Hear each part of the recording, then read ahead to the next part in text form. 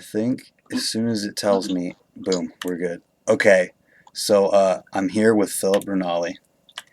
He's one of my favorite people on the planet.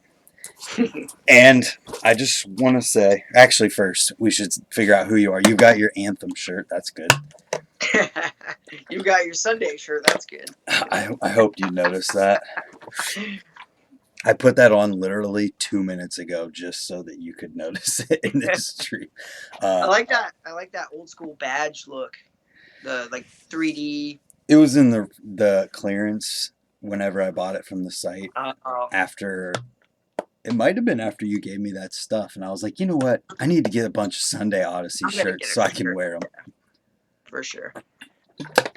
But what I was gonna ask you, because I actually don't even know, what do you officially do at Full Factory? I've bounced around a lot. I've been there for like 5 years, and I started in shipping, but like I've always had a knack for the business analytics side of things. So as years went on, I just started helping out with like product development, warranty, and some of that other stuff. And the I don't know, title doesn't make the man, but my official title is assistant operations manager and warranty manager. But That I sounds do like a good sales title. and just help out and do everything I can wherever I can. Yeah. My next question is your hair just naturally straight like that? Dude, yes. I'm so jealous of you. Dude, a big thing is like to kind of try to keep it a little dirty. That's the way it stays like that. Oh, okay. So I just need to not Yeah. wash my hair every day. That's what Yeah, I gotta pretty do. much. It sucks. I'm not gonna lie. Those were like the two things that I wanted to talk about in this whole thing. Your hair and what you did at Full Factory. So yeah, so we can be done now. It was good talking, and no, what'd you do today? You told me you were gonna tell me about what you did today. Dude, yes. And then I wanted to ask you too, because you sound really tired, man. Oh, you first. Okay, well, not to get like too crazy into it or anything, but like during like the quarantine and whatever's going on and stuff, like skate parks getting filled with wood chips and all sorts of other stuff. Like Yeah, I've just been going out and pedaling for the sake of pedaling. And I'm normally like a 30 tooth sprocket kind of guy, so that sucks pedaling around the street. So I built up another bike, so like that's bike number like 5.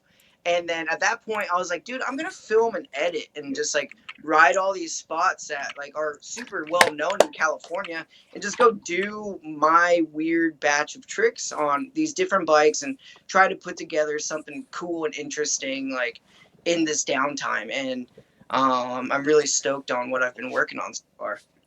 that's awesome. You got a couple clips today? I got one that I wanted, and it was one that scared me. So I'm stoked to have gotten it done because it's not too often that like I'm 28, going on 29. Like I'm not scaring myself every session anymore. Like Uh-huh. so I was stoked to kind of push it a little bit and trust my instincts, and it all kind of worked out. That's awesome. Yeah, I'm glad. thank you. I'm excited to see the We video. all appreciate those moments, you know. We can For relate to real. those moments riding BMX. For real. Yeah, so thank you. Yeah, dude. I'm making sure I'm good here. I need to tilt my camera up. This light beside me is so harsh, I probably look like a sheet of paper right now. You're pretty pasty. Yeah, well, it's not summer yet. What do you expect? Am I supposed to be running the sideways phone? Is that the thing? I mean, it doesn't really matter. You can. If you can, it will be better, but if not, it's fine the way it is.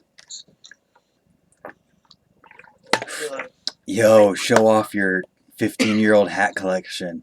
The Mike Aiken hats, dude. Yeah, that's what's up. Yeah, they got popular all of a sudden, but like everyone called me lame for wearing them before. Well, dude, how long have you ridden BMX? Like 15 years or so. Yeah, you know that's exactly what everyone does every single time anything happens. Yeah. How many? Oh, I have a real question.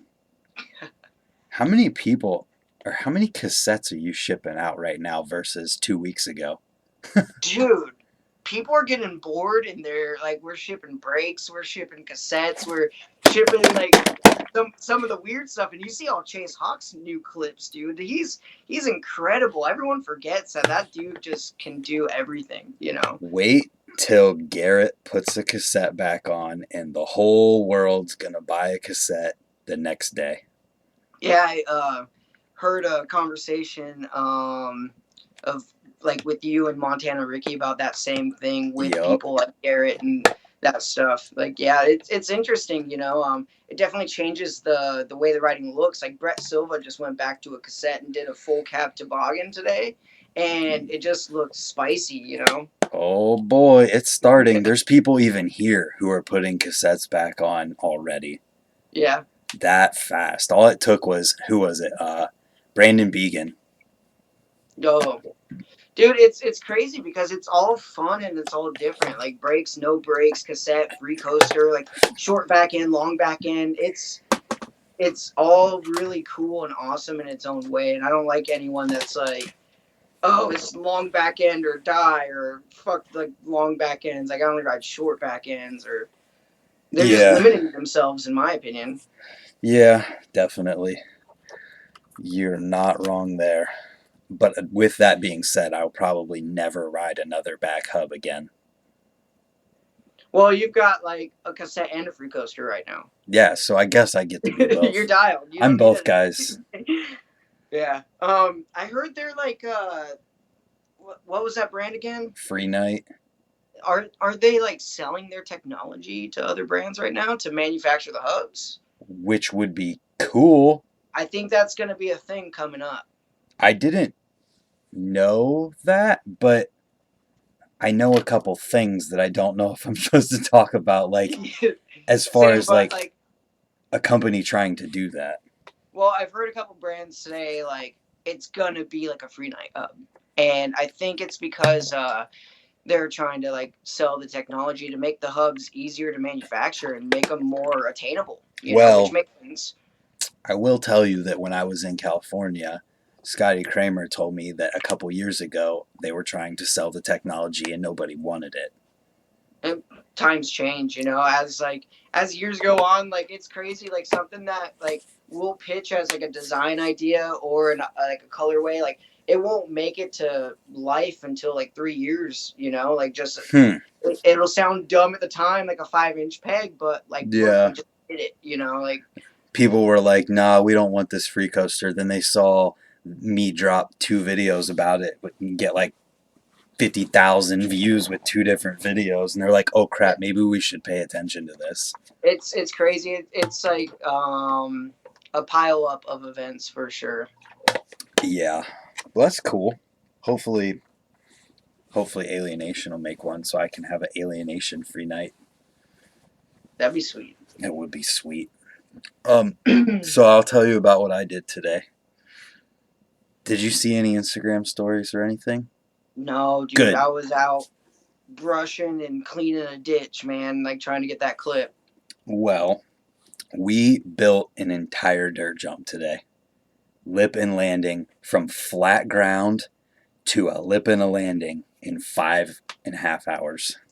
Wow. Like finished. You were working on the jumps yesterday too, right? Yeah. Okay, because I saw like the before and afters of the shaping of the lips. Yep, and after we were done, we were standing there talking, and it got brought up that we were like, that somebody, because 2 trees fell before our main line. I saw that in one of your previous videos. Is the random tree falling? Yeah, so there's 2 of them that were down there, and somebody commented saying, "Oh, just build a jump right there." So we started talking about that yesterday at like 5 o'clock, and then today at about 6:30, it was done. Nice. Out of the fallen tree? No, out of nothing but dirt. Okay. I was gonna say it would have been cool to utilize the fallen tree. I like when stories like, "Oh, this jump was because a tree randomly fell down." Well, that's part of it. It was yeah. It was why, but we don't bury wood anymore because it degrades over time and it will settle, and then you'll have problems, or if you have to move it or dig anything up with a new jump, and you got to unbury a giant stump or something, it's kind of a pain. a huge pain, which is why we don't do it anymore. And it also makes the process a lot more time consuming. What are those jumps called? I've never heard of those Apple jumps, but they Creek look pretty Trails. sweet. They're called what? Apple Creek Trails. Apple Creek Trails. They look Come pretty ride sweet. them. Come ride them. You can get a really cheap plane ticket right now. It's kind of scary though. It is kind of scary. Yeah. Yeah. Sponge just texted me and said that bike is a nose manual machine. Haven't done a long one, but it's just so easy to get into them. We gave him 28 mil offsets. Yep. So I wonder if he was riding like a 32 before. He was riding R32s, and I brought it up. I was like, well, this comes with 28 millimeter offset. Do you want me to tell him just to give you R32s because they're the exact same price? Mm-hmm. And then I was like, you do a lot of front end tricks, and you like the nose manual. You're literally the X-Up nose manual guy. So I'm just not even going to say anything about the forks because he was like, well, I don't really care. Whatever you want to tell him. I'm like, okay, we'll give him the front end forks and make him into an even more front end manual machine. Yeah, I just literally replicated the Soundwave Special like the way we have it spec'd for the 2020 model year. I'm stoked that he digs it though. That's Dude, awesome. Yeah, he put his 20-year-old slam bars on there, but it's hard to separate somebody from their sentimental parts. Yeah. It happens. What was I going to say? I can't even remember anymore. I'm stuck. Hopefully he does tail whips again, like more often, because he's always ridden a 21, but he's a shorter dude. He's probably, you're what, 5'8"? Yeah. He's probably 5'7", 5'8", and he was riding a 21. 20.75. Yeah. That video hasn't come out yet. I haven't even started editing that yet. We filmed the whole process of him building it, and then we got to the part with the hub, and so he was going to move his brake pads because the new pads come sideways in the arms, and he went to put them in there right, and he's like, which way does the wheel go? And I spun it the correct direction, and he's like, oh nope, because it engaged the wheel and it was wrong. So he was like, oh, nope, it goes the other way. And he put his pads there. So he fully installed it. Yeah, and then... But it was set up for right-hand drive. And then he realized, and he's like, this wheel is right-hand drive. And so we're like, oh my God, what happened? I'm spoiling stuff for people who are going to watch it, but whatever. We're like, no, what happened? Because I was like, this exact same thing just happened to you and someone else earlier, but with a coaster. Where the box said the correct, because the box said left side drive. There was something else inside. And it was right drive. So we were both like, he was bummed. He was so bummed. And then you texted me telling me how to switch it. And I didn't even tell him right away because we were doing something else. And then I told him, and it was just like, everything, the whole day was saved. Because we didn't know what we were going to do. I'm like, are we just going to finish the video? Like, what? I don't know what to do right now. Yeah, there's normally like a bazillion follow-up questions whenever I'm taking an order from any of you guys, because you guys are like, yo, like, cranks, like, for the most part. And then I'm like, okay, well, what length, what drive side? But the cassette wheel is like, or a cassette is like, you want a cassette? Cool. Like, I'm not going to ask you your drive side because it's full. So it's something that, like, we assume everyone knows, but everyone might not know. Well, that box did say left side drive, and it did have a right side drive setup out of the box. Yeah, it's also weird, too, because, like, we use the same box for, like, 5 different SKUs. Like, also the front wheels, our new C5 wheels, our clutch-free coasters, right and left, and cassette ones. So sometimes, I don't know, something could maybe be mismarked, but yeah. We normally have a white barcode label on all the boxes. That's more important than like what is physically checked. Gotcha. Kind of ensuring that like the correct part is in there, no matter what box it's in. So ultimately, we're not like shipping out a bunch of right-hand drive, left-hand drive things because all of our cassettes are bi-directional. So I had no idea. Wait, is the G Sport like that too? Yep. Mm-hmm. No way. Since the Ratchet, the Antigram V1, our C5 cassette hub that we just released, also bidirectional. I don't even know about that hub. So that hub's sweet because instead of 70-75, it's 60-61. And instead of like the machined female axle, it's just the traditional male axle. Uh-huh. And the driver configuration is like half anti-gram on the backside with the reversible pulls and springs. Yeah. But on the inside of it, it's like traditional cartridge bearing OEM styled. So it's super dirt cheap, but also bi-directional. So it's a good price point hub for a lot of people trying to figure out if they're right-hand or left-hand drive or anything like that. Interesting. I'm just Yeah, gonna it's show it sweet. on the screen right here. Uh, Free promo for Full Factory. There you go. for Odyssey, technically. Wow, you're right. That's cool. But yeah, it's sweet. I was sampling it when you were out in California, riding it with pegs and learning stalls on it seemed appropriate. And ultimately, I like the male axle because I like to ride pegless, and it's kind of like a little mini nub without having to put a Primo Jewel or something on it. Oh So yes, yeah, true. yeah. Like to beat up the ends of your axles. Yeah, but like when you work at a bicycle company, like you just kind of don't care. You just want to ride it the way you want to, and don't That's feel bad about messing it up. reasons why Phil has 5 bikes. I would have 5 bikes too if I were you. I Dude, have like 3 bikes. So. one's not even a Sunday. I built up a Fit S3.5 when they reissued it, and built Ooh, it with all the parts that I would have wanted to back then. You know, dude, I wish they would have did the S2 though. the I had the S2 in orange. That's okay. That's weird because I rode the S2 in orange for a long time, but it didn't come in orange. It came in green, and my buddy had it powder coated orange. Oh, I had the S2i and it came in orange. Huh. Yeah, Yeah, that frame was like bomb proof till I yeah. rode a hollow axle and broke it.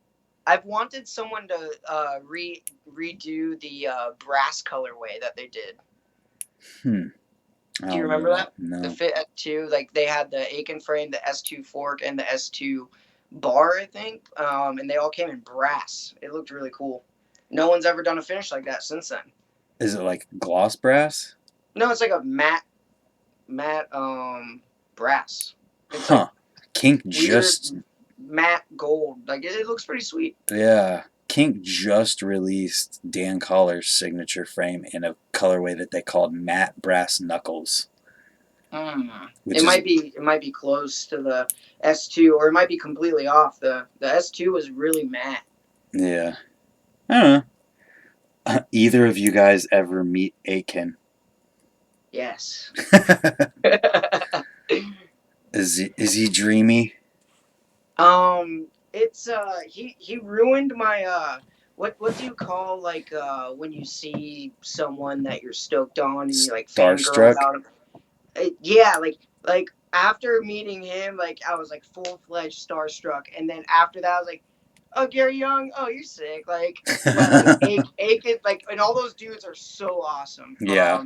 But Aiken was just the one. Like at 16, like I held up my bike when he won that Dew Tour, and he signed my frame, and I was like, this is the sickest thing ever. Like, Wow. yeah, You were that kid and you got to. yeah. So Wow. after all that, coming to California and meeting a bunch of other people, I was like, I already fucking had the Aiken moments that I can't overtrade. You're meeting pros and you're like, you're not Aiken. Get out of here.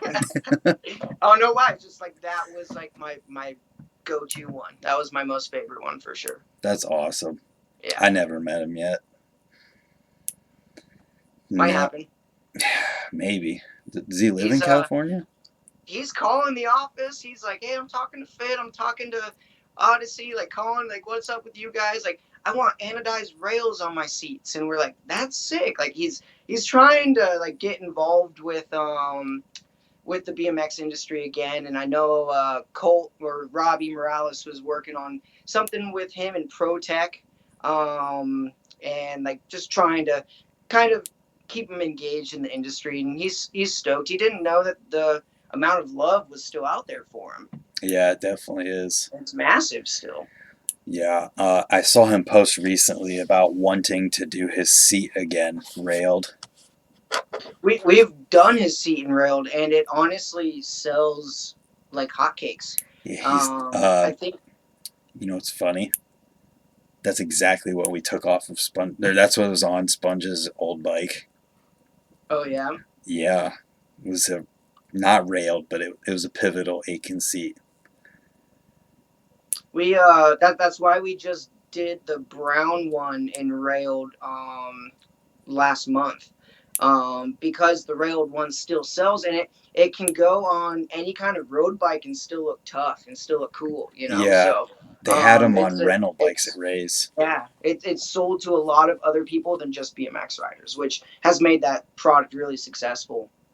That's so crazy because it literally says Aiken on it. But it Like, looks cool. like It looks people like a are, motorcycle seat, yeah, but like people are sitting on it and they're like, I'm just sitting on Aiken. Like I have no idea what Aiken means, but that's what I'm sitting on. but it looks cool. Oh, it looks cool. It's just All funny. that matters. It's just gotta look cool. I don't know anything about that clearly. Well, oh, so it's gotta look cool or it's gotta feel good. If it That's feels good, it doesn't have to look cool. I will never bash on anyone's parts choice as long as they like them. you're talking about my handlebars. You bastard. But like they have purpose for you. Like you do the candy bar variations, you know. Like I look at it and I'm like, it makes sense. It's It allows me to functional. do these things. Wow, somebody just called me out. I'm playing with this safety clip and they asked if I was cutting my nails and told me to stop. All right, I'm done. Stop cutting your nails, Brant. I gotta fidget. If I don't fidget, I get weird. So, what's it like in California right now? I was gonna ask you about your location as well. California, I've been working from home till 5:30.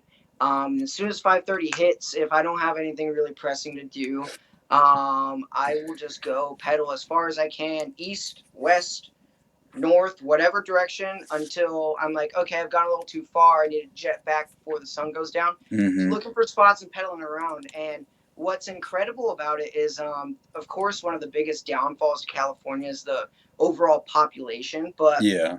you can like jaywalk 6-lane roads, like casually back and forth, just searching for spots as you're Wow. pedaling down the street. Like no problem at all. Like, and a cop will even see you, and they're like, "I'm not gonna worry about that guy riding his bike." Like, Right. but overall, like grocery stores and stuff, like 95% of people are wearing masks. Yeah. A lot of people running bandanas and stuff and doing their own thing, and some people not running anything, you know. But overall, I'd say less people, which is incredible because now I can jet down to LA in 30 minutes. Yeah. That's that's crazy because Yeah, it took us 45 to an hour to get from Long Beach up to where you were at, and that's that's not why I've been even. trying to ride these spots now too. It's like they're Yeah. easy to get to. They're not a bust anymore. I want to go see what I can do on them. Right. Yeah, that's like the perfect time for that. It's kind of Mm-hmm. like it's almost weird here because of how little things actually have changed.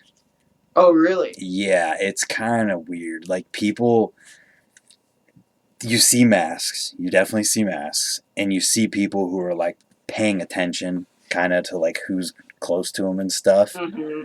But for the most part, it almost feels like when you're like out riding the street and stuff, it almost feels like there's more people around because before everybody's like at work or they're going and hanging out with people or they're doing something. Now everyone's at their house working on something outside their house or taking a walk on the sidewalk or doing something. So like it's almost worse to ride street around here now because it's a smaller area, and when you're in those smaller towns like that, people feel like they have power to like kick you out, Yeah. which we haven't run into anyone like. I mean, a couple people have kicked us out of places, but it was like, but we haven't run into like the hometown hero yet. But it's still just like I'm a paranoid street rider. I'm constantly like, who's there? Oh God. Yeah. I guess I didn't really mention that aspect. Like I've been going around pedaling, and then I mentioned like grocery stores and stuff. But overall, there are a lot more people and families. Like when I've been like riding through like a commercial area looking for a street spot, like I'll see like some family like in this nook and corner, like pedaling in circles, like riding their bikes. Like it's insane. And then also like from our current full factory business volume, like it's growing like That's crazy.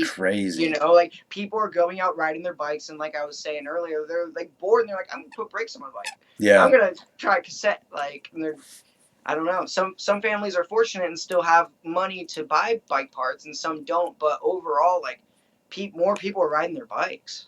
that's good. That's Yeah, awesome. Maybe it'll spark a change. yeah, and then hopefully they stay on the bikes is Yep. another thing. And then also, due to current demand, almost every brand you can think of is sold out of bikes. That's insane.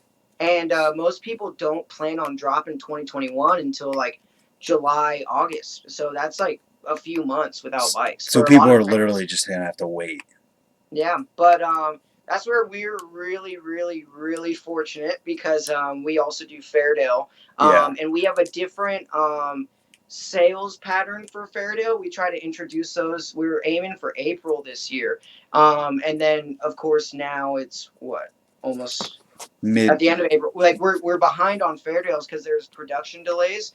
But we noticed that trend in January, and we're like, okay, well, we better be proactive towards Sunday. So we're actually getting all of our 2021 Sundays next month. Like, Yeah, I noticed. Well, I noticed that specifically at the beginning of all the, maybe not the beginning, but like whenever you guys posted, you got all those complete Sunday bikes in. I was like, wow, that is some crazy timing. The fact that those came in right before the but stuff was. that also takes like a physical action because we were like, how do we do this? Like we saw it and we Yeah, made it happen. Like it's tough because like you can ride the highs, but you also need to like not be too stoked on them and try to anticipate what's next.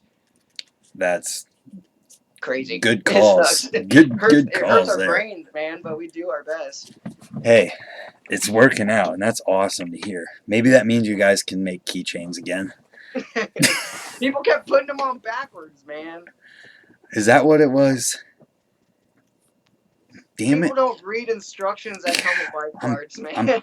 I'm pissed at people for putting their chains on backwards now. But overall, like Odyssey's done a lot of cool projects, and I've been involved with a lot of them on the backside of things. And some of them kill it, and some of them are too advanced for some people. I would say, like in a non-condescending way, it's just like I don't know. When you put on chains for 15 years, you don't think about them having a direction. You know, like Yeah. some of it's hard, and then we can only educate consumers so much. We need the bike shops to be on the same page, and sometimes some stuff falls short. Well, hopefully the one on my bike lasts another 2 years, and then the other one that I have in a box lasts 2 years on that, and then the one that I have on a bike I don't really ride anymore. Hopefully that one keeps going 2 more years after that. Well, you can teach everyone how to install them, and then maybe we can make them again. That's the thing. Every single time in a video or a live stream or something, I'm like, I love this chain because guess what? Instead of having to break it, all I gotta do is go pop out, doom, done. It's back. Allen It's wrench off, and and then take it off. Yeah, it's back on that easy. And I'm like, and it's also beefed up everywhere else too. yep, Like normally when we try to do something like that, we try to cover legitimately every what sucks about a chain. Change yeah, break, make them thicker. Like what sucks about a chain. Using a chain breaker, let's eliminate that. Like that's always a thought process: is yep. kill all those tedious things. Oh, you better believe I'm gonna make the ones I have last forever. Somebody asked when Brock's frame's coming out. Brock's frame will be out in summer, Summer, okay. I like did June, see July. the OTX Instagram page posted up his frame with some specs on there right after I got done with my news video, where I was like, I'm not going to talk too much about this thing. Uh huh. You still had it as the background photo in the whole video. Yeah.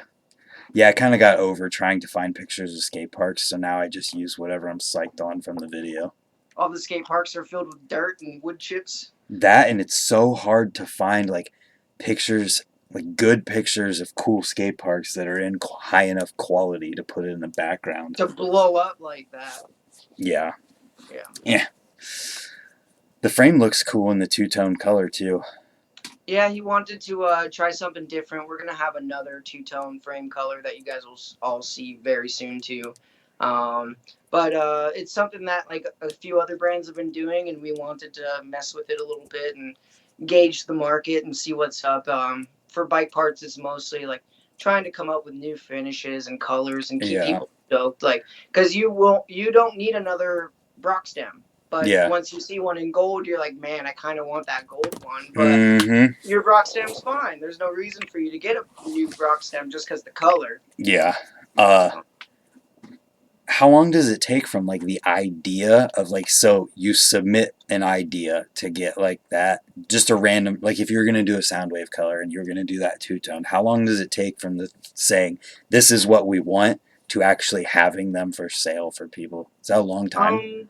it always comes down to, of course, adequate communication, and then us not wavering from our initial idea. Because sometimes we'll say, "Hey, we want a trans fade to raw," and they're like, "We can't do that, but we can do it with an opaque color."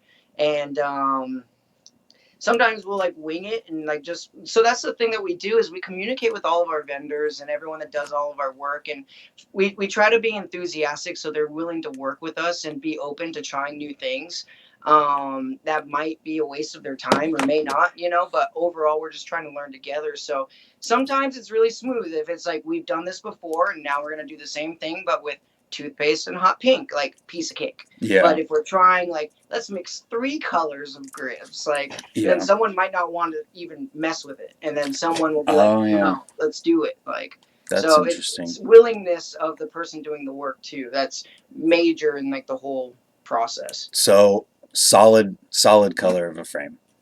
You Oh, just want to do, you pick a color, you give a Pantone color, and it's right on schedule. Like, how long is that? Couple months? our lead time's always just like 3-4 months. Word. I It just wondered. varies per vendor though, because like our break cable guy can be like, dude, I can whip you up 1,000 cables next month. But we have help and agents that help coordinate the production and stuff, and everything's in a relatively tight period. Interesting. I'm Mm-hmm. learning. I'm going to be ready to work for full factory in no time. Dude, you're thinking about what we just got, what's coming in summer, and we're finalizing what's coming in winter, and we got bikes in between, and I can't even imagine the video that Fit did about the completes, like where they went through the whole and they talked about the entire process of like doing each rider's complete and designing them and everything. Like I didn't watch that. it's been a while now, but they kind of just went through and talked about people's bikes, and when they did that, it was kind of like a really cool insight into things and just like kind of learning about the process of it, and it was cool. Mm-hmm. Everyone does it all different though too. Like you can talk to one brand and be like, "What the heck? Do you like do things like that?" Like, Yeah. there's so many different ways to do it. You just got to try to work smarter, not harder, with all that stuff. Yeah, and the whole thing of like, does anybody really know what they're doing? Like everybody's just trying to figure it out, right? At least when it But comes to most stuff. luckily, there's been a few brands like Sunday, Odyssey, Fit, S&M, Colt. Like Colt's 10 years in, and they're thriving. Yeah.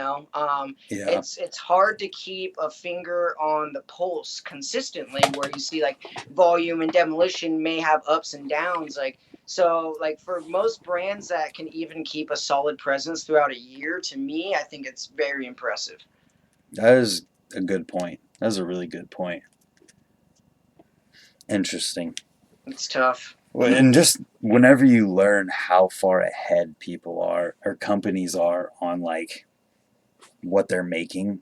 So like when you're seeing a product come out, they didn't just like do that last month. Mm-hmm. It's crazy how much time it actually takes to do something. Yeah, and then you got soft goods in between and other things that you're trying to do too, like film a video, have content for that, like Yeah. drop product promos, like it's crazy. And then that's where we do it with like Odyssey, G Sports Sunday, and Fairdale, where everyone else just kind of has their own brand, but we try to have a dialed presence for each brand individually to stand on their own. And guess what? Hmm. You're growing right now. We're busy, man. I know. We've been trying to do this for like 2 days now, and just you've been a workhorse. It's also helping bored homies too, though. Like Sponge wants a bike. I got a buddy in NorCal that wants a bike. Like a few people like want bikes, and we're out of bikes, and we're custom building bikes and figuring out winter, like I said, because like we got to finalize that within like the next week. So, and then we got to start focusing on domestic bike pre-book for Fairdale and Sunday, because those are around the corner. And then summer parts drop, and then we got some soft goods in between. Jesus Christ. It's like it's tough. If you don't think about everything, then you fall behind. That's what I was saying. Like when a brand can stay on it, it's a lot. And all of Full Factory's brands are on it for have been on it for years. It's tough though too, because everyone can always be better, and that's what we always tell ourselves too. We do our best, but there's so many times that some other brand will do something sick, and we'd be like, "Damn, if we had a little bit more time, we could Yeah. have done something cool too." So, Well, all I'm waiting on, man, is just enough people to put some brakes on for you guys to start innovating brakes again, you know? brakes have picked up so much, but then also with like brake innovation too, like the Evo 2 like became such a standard that like what do you do to it? Same with the twisted pedal, like hence the Twisted Pro. Like what do you do to You it? know Like what it's you do to hard. it, Phil? What? You make it out of 7 Series aluminum. But then it goes up in price. It'll be like an $85 You bike have kit. 2 versions. You But then got you're 2. but then you're splitting up your purchasing power too between 60, 61, and 7,000. Then you're doing less units of each. And this is why people have no idea why certain things don't happen. Dude, like the 22-inch thing, man. Everyone's like 22-inch rims, 22-inch tires, 22-inch R series forks, and we're like, we'd love to, but another thing of like working with vendors that we've worked with for 20, 30, 35 plus years, we try to keep things easy for them, and like Yeah. if we do a 22-inch fork and only sell a few hundred, and then the sales completely drop off, then it can be perceived as a waste of time to someone else. Like, and we aren't trying to mess with See, anything that's that a we got in factor place. too. Yeah, That's a huge factor. you got to I keep the relationships good.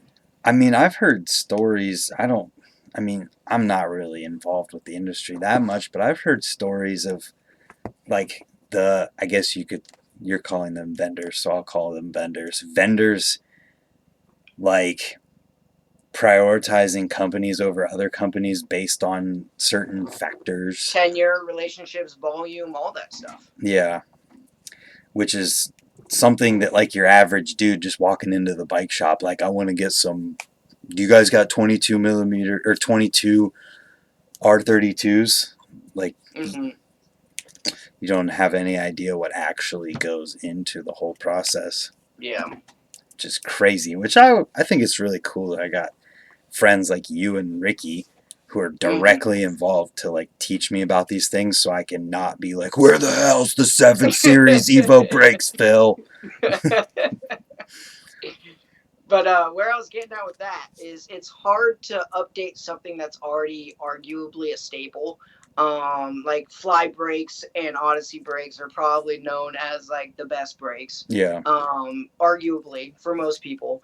And Allegedly. there's not too many ways you can consistently improve them. Like we Yeah. like slightly updated our graphics on all of our R series forks like 4 years ago because we can't do anything better for them. Like they're Yeah. already the best they can be. The vendors don't want to test it because they break their machines. Like they're strong enough, but like we're like, Well, Phil, when it comes to brakes, I can definitely help you with innovation because there's ways to make cables last longer and make the pulls more direct, and those things. Yeah, I've seen your setup for sure, and I'm weird like that. yeah, but I don't know. I don't know if it's hard to say how many people would be down to put in that much work. You know. That's why brakes need to get sold like giant volumes and get hugely popular again, so that like when free coasters got popular and every single company made a free coaster, and then new things started popping up in the free coaster world, Hmm. maybe something like that can happen. I'm just dreaming here. It was just plain Jane KHE style for like decades, Yeah. really, until people did anything different. Like I believe the Odyssey Reloader had like a different configuration, but still like if it was as successful as the clutch, like the technology would still be around, you know. Mm-hmm. So all it's gonna take is, let's hope Garrett puts on some brakes. But after doing the Evo 2.5 and making a few minor adjustments, brake sales took off, and they haven't slowed down really. And you know, it's one of those things that like we don't ever want to like have 100 Purple Rain brake kits too many or like anything Yeah, like that. So we're always kind of conservative, but we keep selling out. So like that's cool. we're like the market's definitely bigger than we think it is, and it's just a matter of becoming acclimated with it. And that's not because the Evo 2.5s or just Odyssey BMX brakes in general are only for like a 20-inch BMX bike.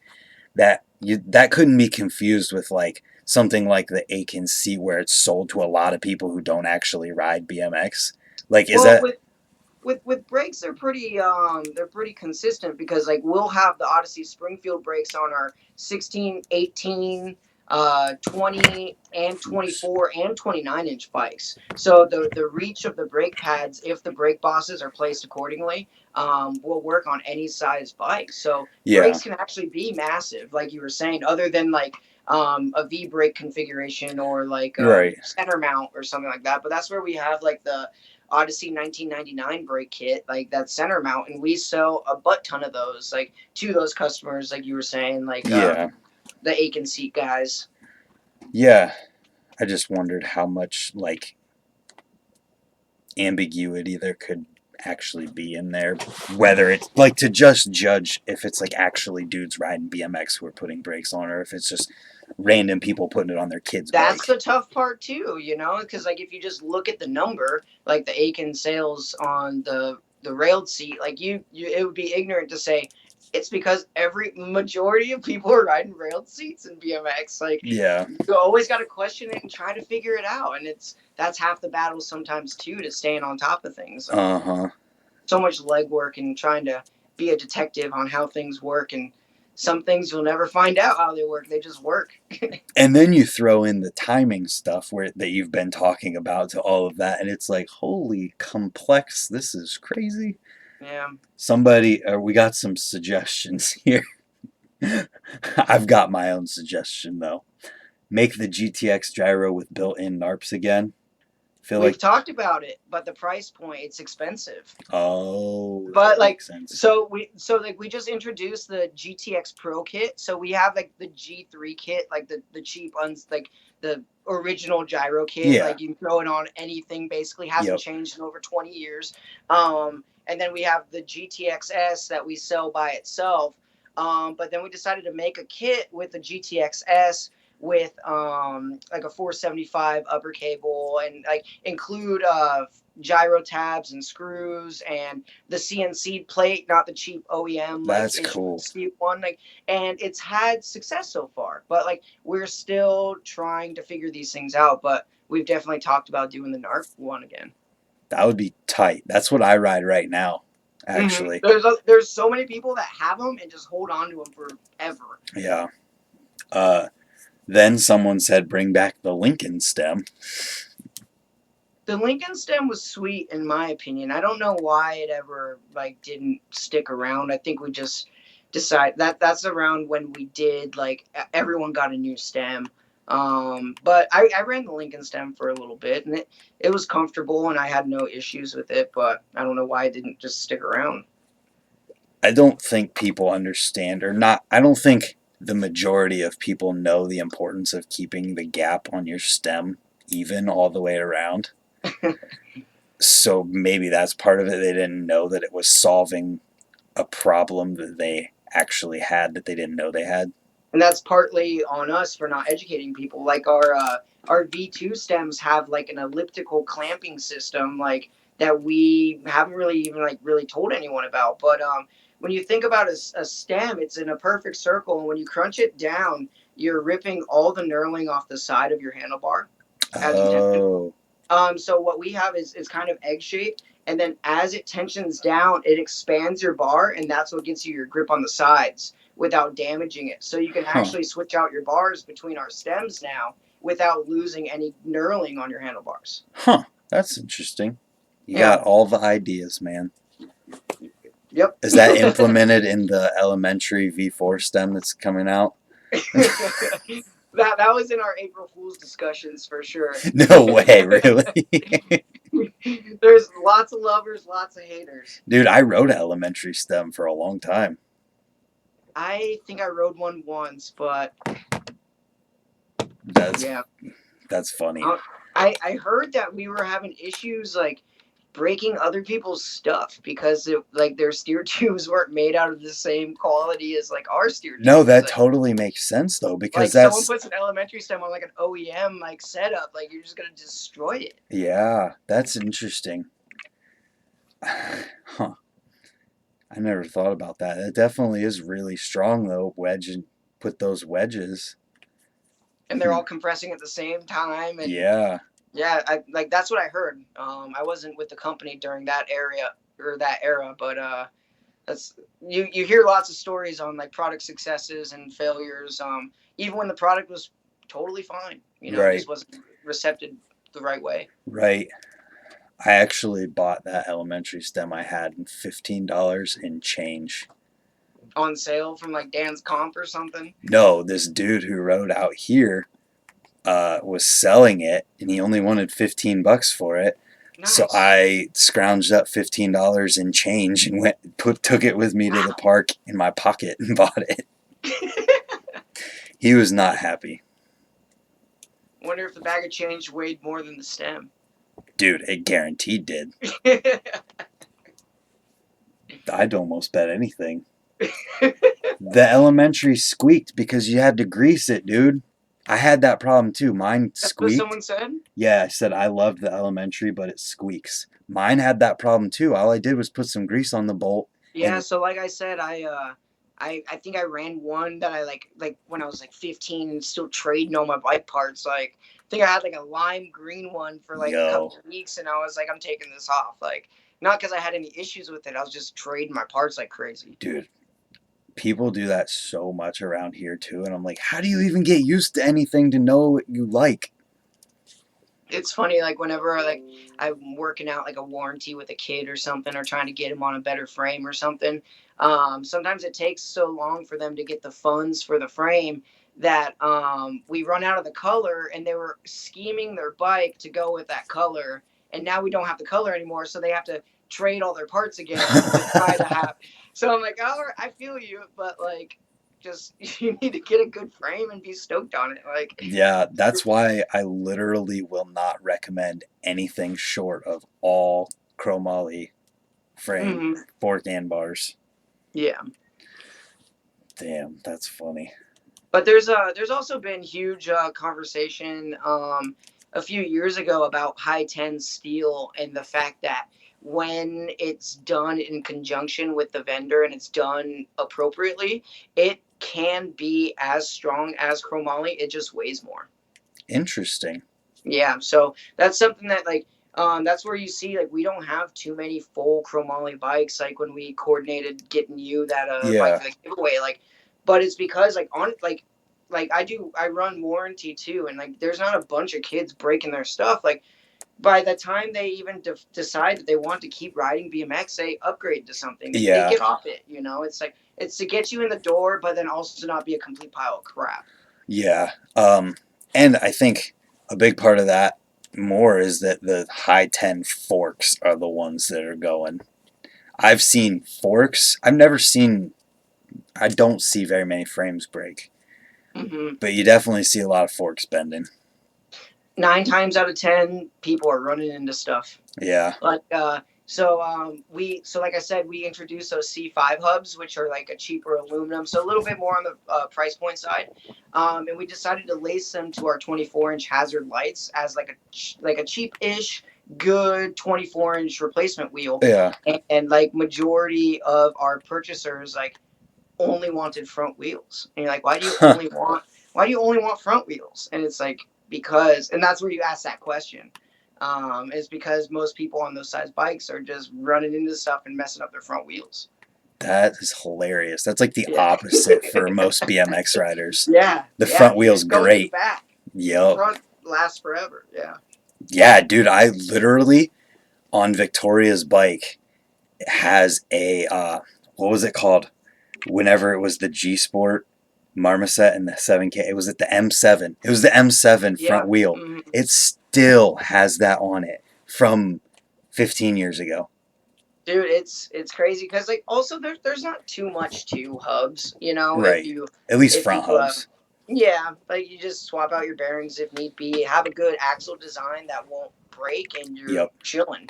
Like no helicoils or anything pulling out of your threads, and you're good for a long time. Yeah. Yeah.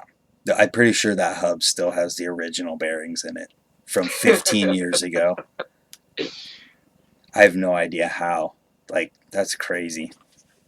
Bearings are bearings. We try to make everything else right, though, you know? Mm-hmm. It's done its job. And it probably will keep doing its job for another 15 years.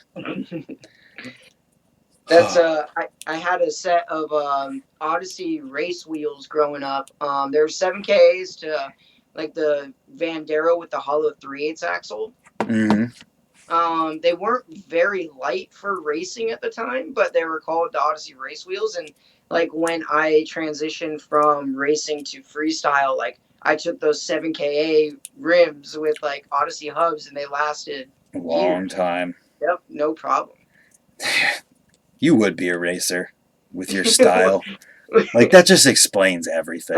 A lot of people say racers are dicks, so when you said you would be a racer, I'm like, oh man, I'm a dick. No, I'd never even heard that. Just the style aspect of it. Everyone I know who's ever been a racer has really like flowy tabletop type whip style. Some, and then some are really forced. And then some people that did not race have really great style too. It's all over the place. You're right. But I definitely think the majority of racers have good style. Mm-hmm. For sure. Which, if you ever seen me ride, you'll know I was never a racer. You could have been, though. You could have totally been a racer and had your same style. You're right.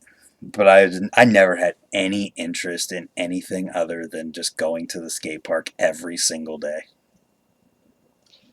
That's a challenge that I'm running into with like the concept video that I told you I'm working on. Is like going to spots that I know are there. I know all these people that go there and ride there, but like going there and making myself do something on it. Like normally I'd just rather go to the skate park and just jump and ride around and have like not worried, not do anything. But like now I'm getting back to trying to push myself a little bit. Dude, I've been on a street kick lately too. Yeah. It's just, I'm excited. I found 9 cellar doors in Orange County, California. You better not. Like, you shouldn't have said that. You're going to have the whole world hitting you up. Where are they at? Like, you got to go find them. Truth. I'll tell you the city, but I literally pedaled behind all these closed residential dentist offices and found them. Like, they weren't hard to find. Yeah.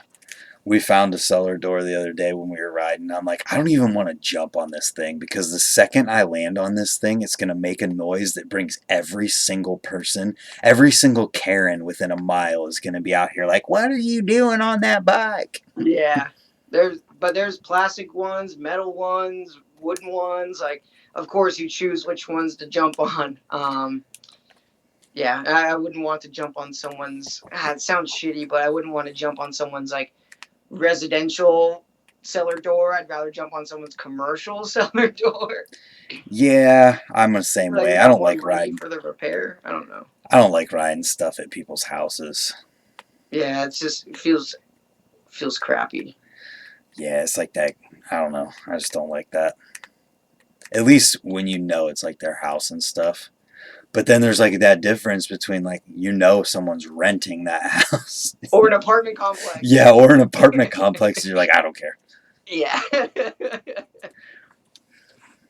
That's hilarious. It's true though. When I used to ride with Hamilton all the time, we would be riding around campus at OSU, and he'd be manualing these people's rails, starting on their porch and manualing on their porch on these rails. And I was just like, that was the beginning of my real like street riding. It doesn't sound like he was messing anything up too bad though. No, manual and stuff. I mean, he never had pegs, so he never grinded anything really. Yeah. Yep. What was I gonna ask you? Can you teach everyone the difference between an undown, an in down, and a turn down? Oh man.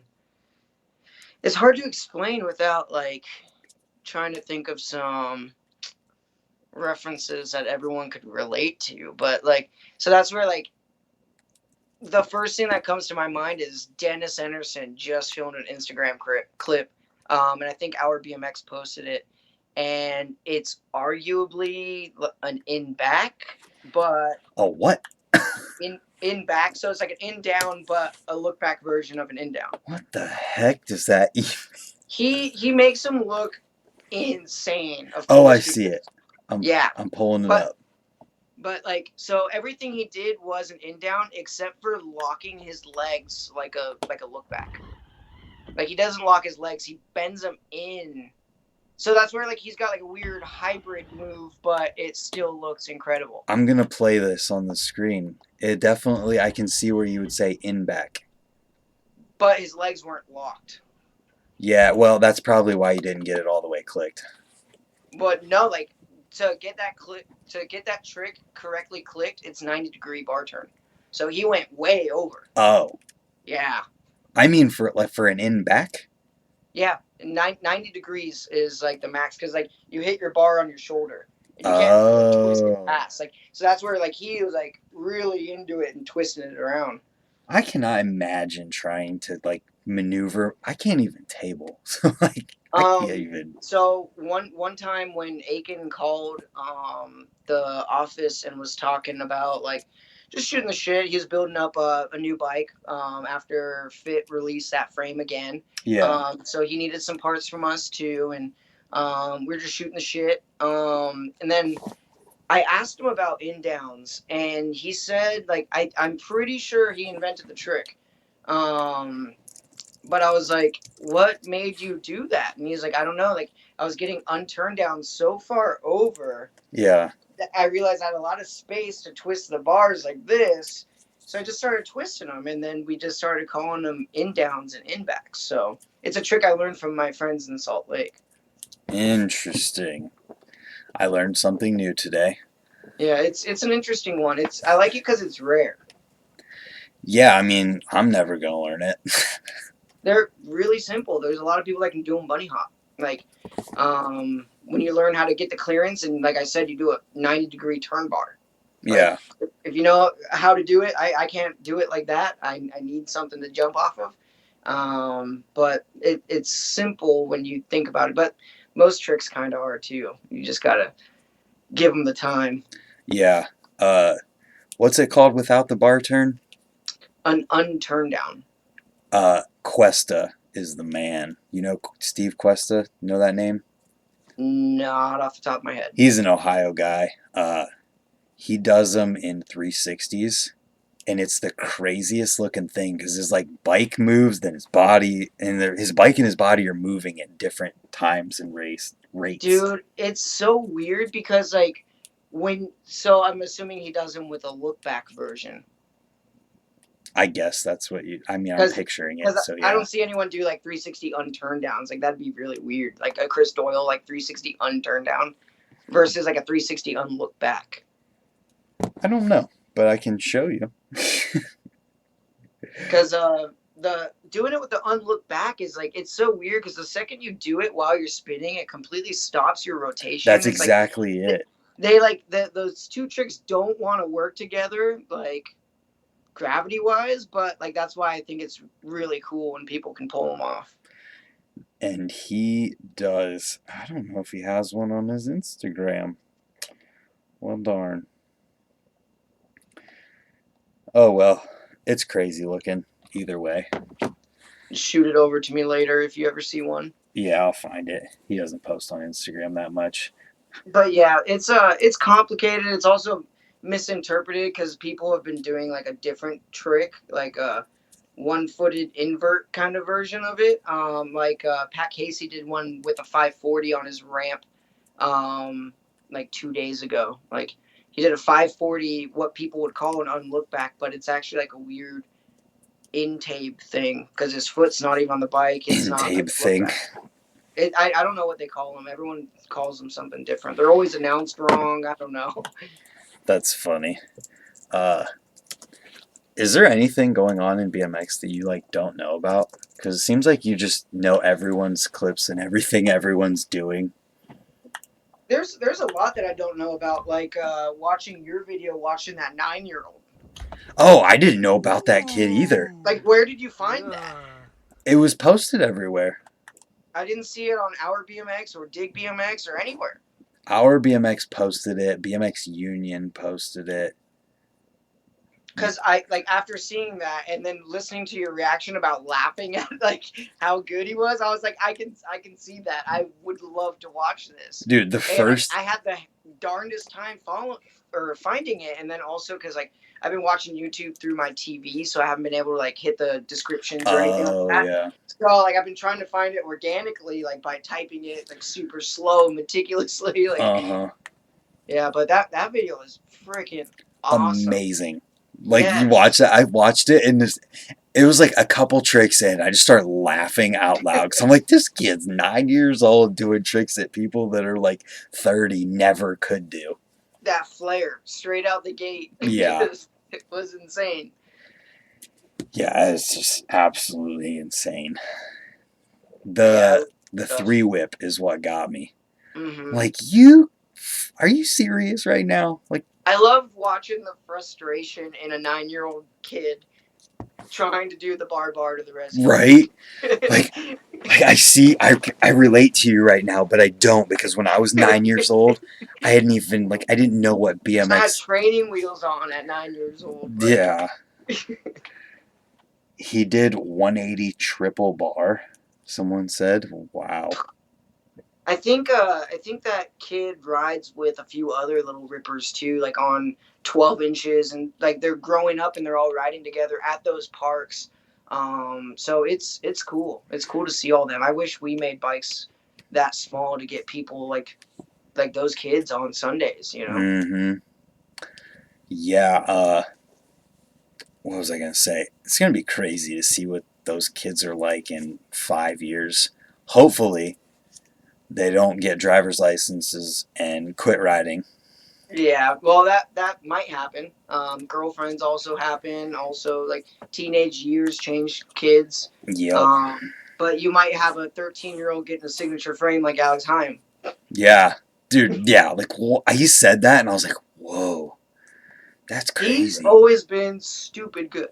Oh, he's amazing. Yeah, he's so underrated in my opinion. Oh, yeah, I would agree with that. At the same time, he's like the best. Yeah, he can do whatever he wants on a bike.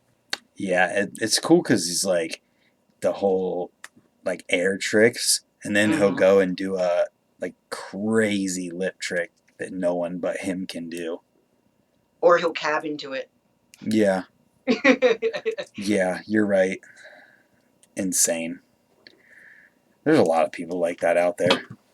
The only people that I've seen really like ripping the free coaster in the park aspect is like Pat Casey and Alex Heim.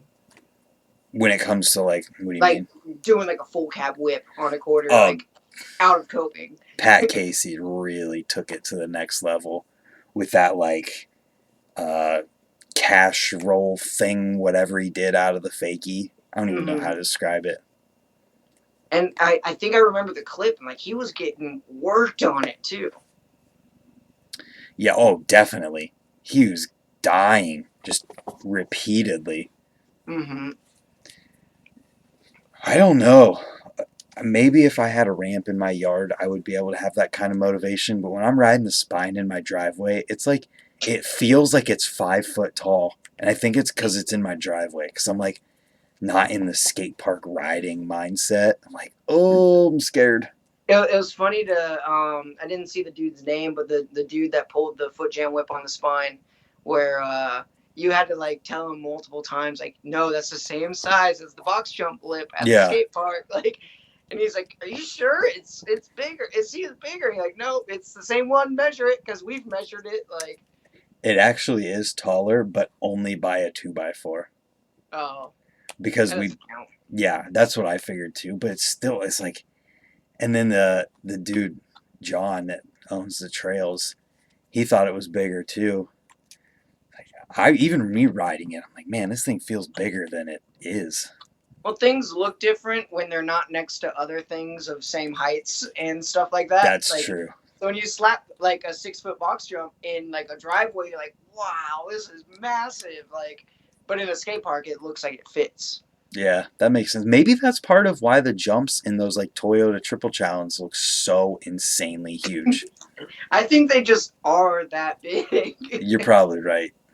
They're just insane. Like, I'm sure you saw the kid that like nose canceled. Dude, He was flying forever. that was awful. I wouldn't ever hit those jumps, man. I wish I could say I'd just drop in on that big ass rolling and float forever, but those are brutal. Yeah, I don't. Maybe if there was a set of jumps leading up, like gradually getting bigger to That's the that difference size. between trails and dirt jumps, though. Like those are Yeah, dirt jumps, like contest dirt jumps versus like trails that work together and complement each other. you're right. You're right. Yeah, You need to come ride our trails. they look sweet. They're so much fun, and like it's not like trails that are. It's they're not PA trails where because we Mm-hmm. don't have clay like that because we're right beside a creek, so it's just sandy dirt and you can't square it off and make it like concrete. So they're not like super insane to bail on. They're just forgiving. That's the way we describe it.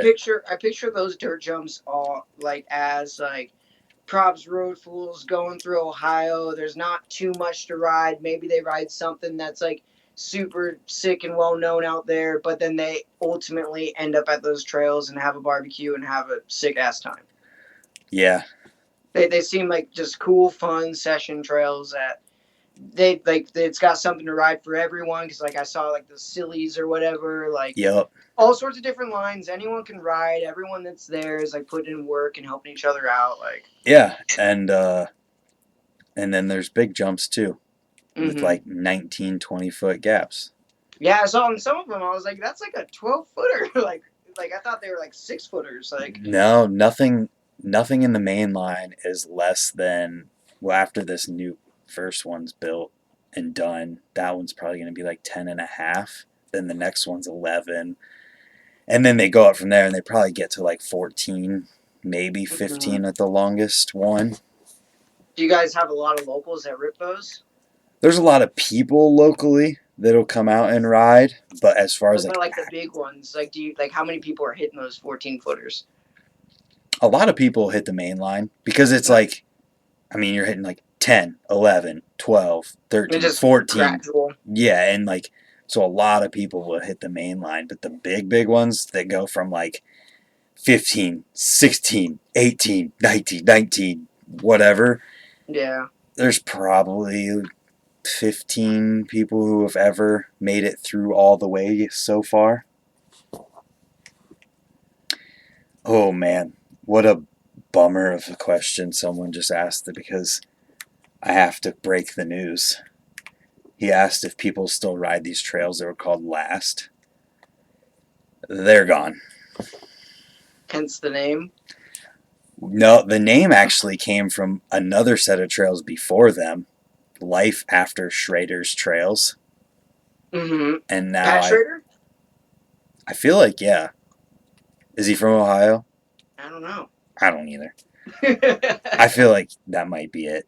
Either way, though, I'm pretty sure last trails are gone too now because they were right near a building like housing complex. So they got plowed. I think they ended up getting plowed. They were there for a really long time. Damn. Our trails will never have to worry about them getting plowed though. Out in the middle of nowhere. They're not in the middle of nowhere. They're on a dude's land. Like, Oh, perfect. yeah, the guy John, who are like does a lot of the digging. Like me and him are kind of the main diggers. hmm Back in 1997, uh, they were building stuff. I think they started in 97, and they're actually building on the property of the elementary school that's on the other side of the creek. So the superintendent and whatnot, obviously they had that, what's the word I'm looking for?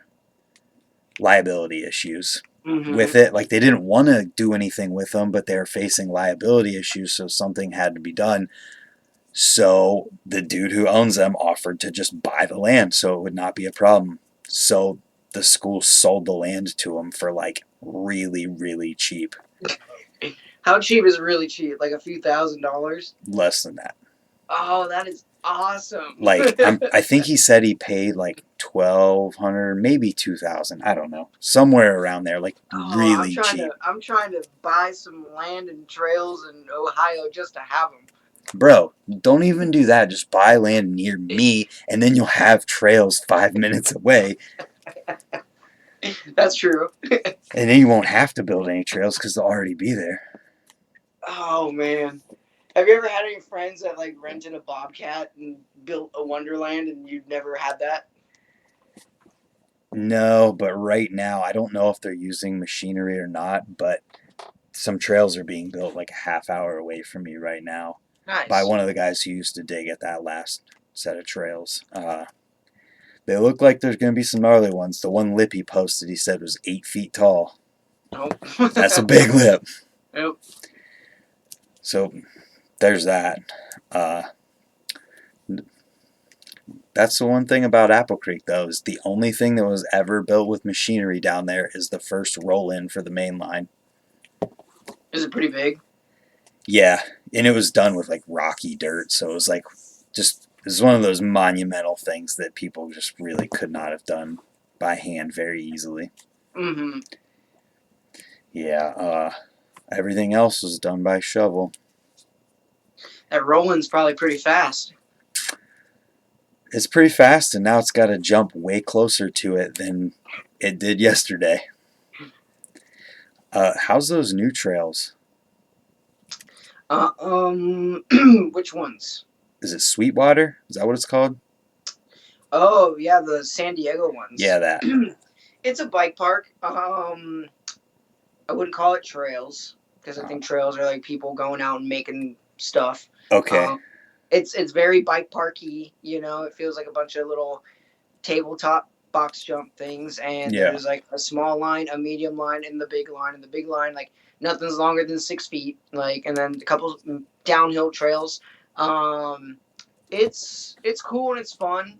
They made it out of like really good material. So it's really fast, but ultimately, like I wouldn't drive all the way to San Diego to ride it. But it would be fun to like ride in San Diego with other spots and stuff. Really? Um, The big line, the bigger, they're only 6 foot. yeah, like What? yeah, they're not too big at all. Like 6 foot gaps, like What? very small tabletops, like That is small. That's a small yeah, line, not a big line. yeah. So like their big line is a small line, Yeah. or it's like kind of like a medium-ish line, but smallish, you know. So it's fun, but nothing that I'd go out of the way for. Right. Man, it looked bigger than that. That's crazy. Yeah, but it's fun to like go down a black diamond hit or something like what they call it, like where it's like not that gnarly at all, but like it's kind of fast on a BMX bike. So it's cool to just ride around there. You know, it's different stuff like big wooden berms and We have one of those yeah. because the guy who built or like started Rays. He he worked with some other areas and built a bunch of that kind of stuff. I didn't actually know the extent of it until today, actually, because someone posted they were there. But yeah, that stuff's fun though. Like at Rays, that stuff. You need to ride Rays too. I do. Oh I my do. gosh. You need to just make a trip out here once this stuff's over and ride our trails, ride our skate park, and then go up and ride Rays on a Sunday. Definitely be awesome. Oh, it'd be good. That's Rays has definitely been on the list. You should have Have, came have, out. they, have they been doing okay with the situation? I don't know, like, cause I'm not like there. You know, I'm not a worker or anything, so I'm not there every day. But what I do know is that they pretty much closed down like a month or a month and a half before they were going to close for the summer anyways. So it's not too out of the ordinary form right Yeah, now. it's not like That's insane, I good. don't think. And then they started up their online store, which is something they didn't have before that. Mm-hmm. And they were posting stuff about uh, lots of orders going out and stuff. So I'm hoping they're okay. The one that I'm really hoping is good is the Wheel Mill in Pittsburgh. Yeah. That's why I talked about that stuff in the news video. 'Cause that one definitely needs to. Like, I feel like Ray's probably doesn't have as much to worry about as they do. Yeah. Rays has been around for a lot longer, right? Like almost double the time. Oh yeah, I don't know. Wheel Mill's like 7 years, and Ray's has been around for quite a while now. And Ray's is just like, dude, when you go there on a Saturday, busy Saturday, it's insane. There's a bunch of kids and people everywhere. Just so many people everywhere, and it's $30 to get in. Then there's everybody who's renting bikes. So like, I feel like they're doing pretty. They do pretty good in the wintertime. I feel Mm-hmm. like, and it's just, dude, this last year it was so crazy. That's awesome, though. Yeah, it's good. It's A lot of kind of people like you run. guys right now. Yeah. So they didn't fill up your skate parks with dirt and wood chips, though. Is there one near you that has that? Oh, almost every single one of them is filled with something. Are you serious? Because not just the bike riders, but the skateboarders are like, I don't give a crap about this. Like, It's getting there because we got dummies who are still going to the skate park even though it's supposed to be closed. yeah, so it's tough, but that's also where every weekend I'm like, I'm gonna go to the office because there's private ramps in the back, So This is true, man. And they're awesome. We literally went there twice because they were better than everything else we went to. that's how I feel about the skate parks in Southern California as well. Well, within like a 50-mile radius. What do you mean? Like, you feel like the full factory ramps are better than them? I'd rather ride those Oh, than hell yeah, any day. most of the skate parks, but like Chino and Little Chino and stuff out in the Inland Empire and Riverside, like that stuff's cool, and like there's some cool stuff in Long Beach, but it's all just so far away. Right. Yeah. Somebody's asking about Venice Beach, and like, I saw that. Oh yeah, they filled that one up, but that's always been a big fat no go for any bike Right. rider. I'm like, serves you Um, guys right. Get that thing filled in so you yeah, can like be so that's told one no. that I saw, and I was like, hell yeah, screw those guys. Now you know what it feels like to be told no. Yeah, but I think the only person that's ever gotten to run at that park is Dylan Stark, and he rebel runned it and filmed it for one of his Ended up YouTube getting videos, and punched. got in a fight like multiple times. Like, I heard stories of people going there and not having issues because I read through the comments on that video a lot. oh, I And didn't dig into it. I've never heard of like, oh yeah, if you go to Venice with this dude, like then you're good. I've never heard that about anyone. yeah, that's, I don't know. I just read comments on there and people were claiming, like, oh, I go down there and whatever. in the morning or whatever it was. Yeah. I don't know. I'm not there. I wouldn't want to try to ride there. I don't want to deal with a bunch of jerks.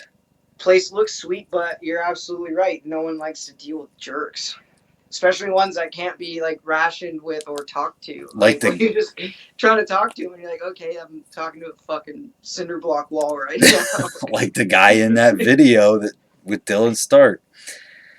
That guy who like freaked out because Dylan was in the middle of his run and he wasn't even anywhere near him.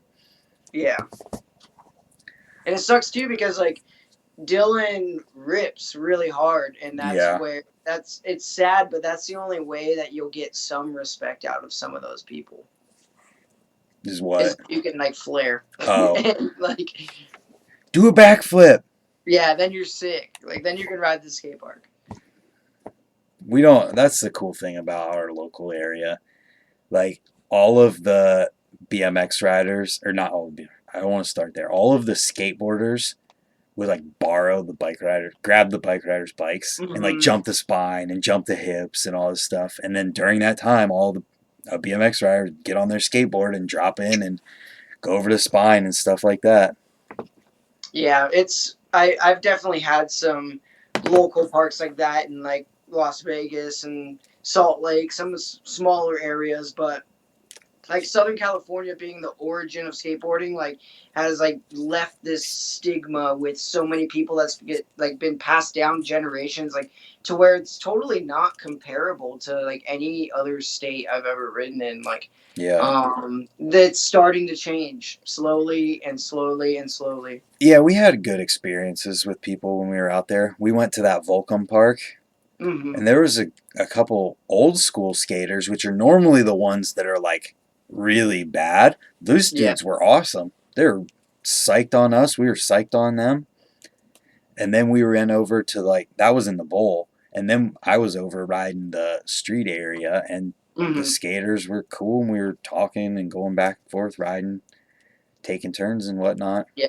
And that was a park that like less than a year ago, like only Chris Fox could ride without getting hassled. For real? Yeah, like so Wow. like that changed a lot like relatively recently as well.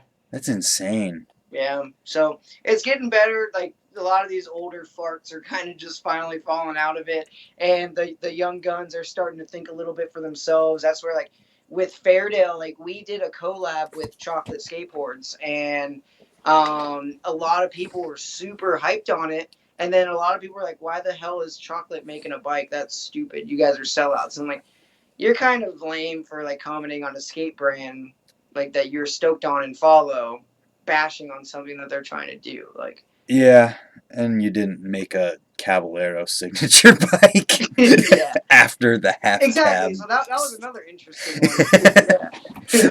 you you guys got one upped in a big way. That's funny. You getting tired, Phil?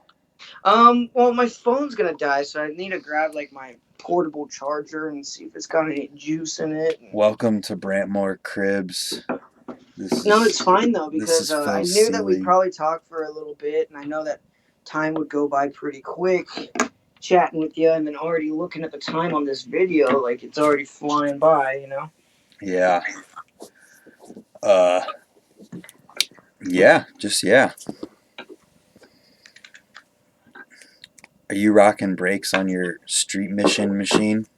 No, so I had this big debacle because I've got the 25 tooth 4 peg 12/7 rear end bike, and then I've got like my 14-inch back end 30 tooth sprocket bike.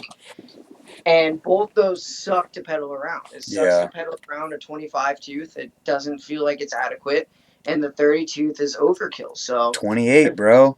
So I built and like you can't put a 28 tooth sprocket on some of these short rear end frames. So I went with like a 13.25 with a 28, and so it's a little easier to rip up the front end like riding around the streets, and Mm-hmm. put some plastic pegs on it, which normally I'm running the metal guys, and it's been fun. I've just been putting pegs on stuff to for the sake of putting pegs on stuff and trying to ride things differently. And it's crazy. You'll revisit the same spot 7 times and look at it differently at some other point. So it's been a Yeah, blast. I'm glad to hear that. I'm so excited to see this video. Yeah, it's I'm at like almost 2 minutes worth of footage, so like another minute, minute and a half, maybe some B-roll stuff if I eat shit on any of the clips that are coming up. We'll see. It's been pretty good so far. But yeah, just trying to put together something different, you know. Which is what you usually do. Like that. Was it a bike check? What was that video? Your last one. It was a bike check. It That's was what I like two thought. years ago. That Yeah, would no. yeah. That was not 2 years ago. I think it was like 2 years ago. Dude, I talked about that in a news video. When? When it came out. I think it was like 2 years ago. No. I think so. No, I gotta look this up right now.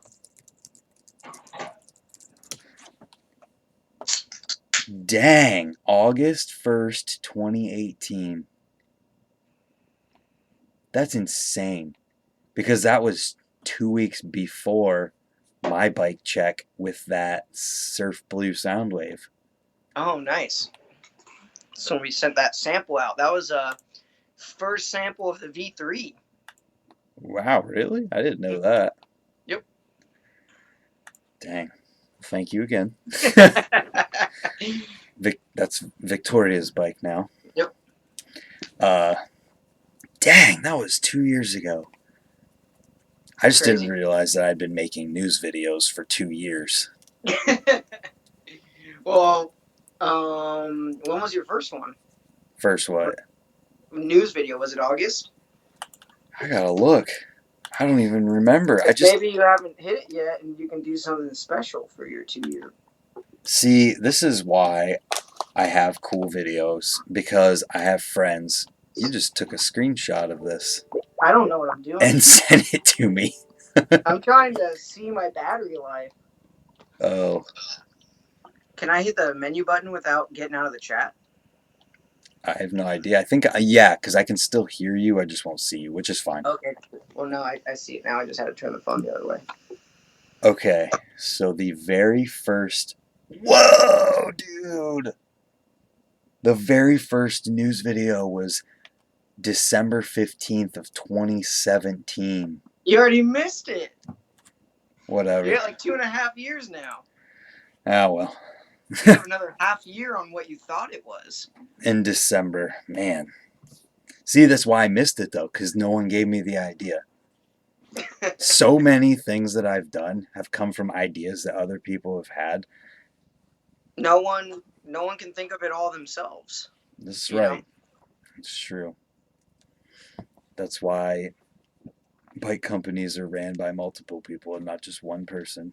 Yep. It doesn't matter who you are or how long you've been with the company. Like, it's not too many people that can say, we're doing Candy Blue, that's final. Like, that doesn't really ever happen. Like, everyone comes to a consensus, and we do something that we're all confident in, and there's lots of compromise too, you know, and we try to produce good stuff. Yeah. You just got me picturing some like BMX company owner dictator like, we're doing Candy Blue and it's final. Dude, there's BMX companies that do that. Oh, I didn't know that. Yeah, absolutely. I'm not in the industry, man.